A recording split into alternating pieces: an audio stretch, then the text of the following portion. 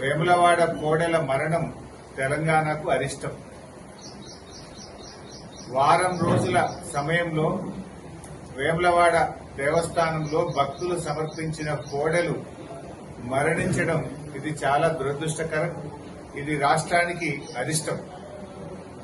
దీనివల్ల భక్తుల మనోభావాలు కూడా బాగా దెబ్బతింటా ఉన్నాయి. రోజు కోడెలు చనిపోతున్నా కూడా ప్రభుత్వంలో కనీసం చలనం లేదు, ప్రభుత్వం పట్టించుకోవడం లేదు.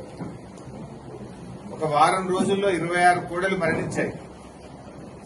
మరికొన్ని కోడెలు అనారోగ్యం పాలై చావు బతుకుల్లో కొట్టుబిట్టాడుతా ఉన్నాయి. అయినా ప్రభుత్వం వాటిని రక్షించే ప్రయత్నం కూడా ఈరోజు చేయడం లేదు.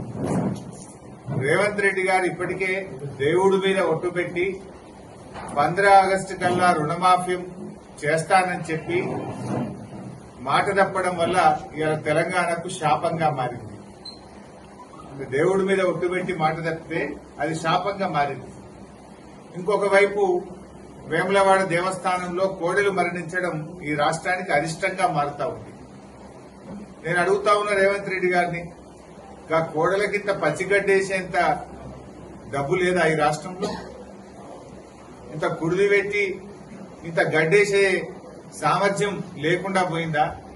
ఎందుకు వేములవాడ దేవాలయం మీద మీరు శీతకన్ను ప్రదర్శిస్తా ఉన్నారు? ఎందుకు ఈ నిర్లక్ష్య వైఖరిని ప్రదర్శిస్తా ఉన్నారు? పతాక శీర్షికన పత్రికల్లో వార్తలు వస్తున్నా, మీడియాలో వస్తున్నా, ఎందుకు ఈ ప్రభుత్వం స్పందించడం లేదు?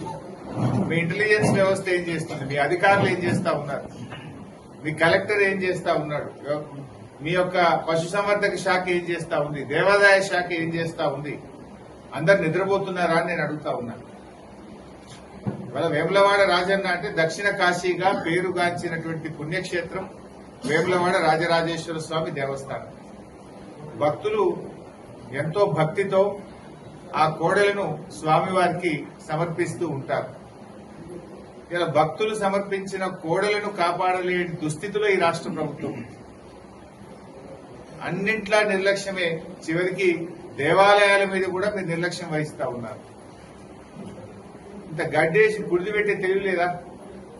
ఇంకా కోడల్ని కాపాడే సోయి లేదా మీకు? రోజు 5-10 చనిపోతుంటే కూడా ప్రభుత్వం స్పందించదా అని నేను అడుగుతా.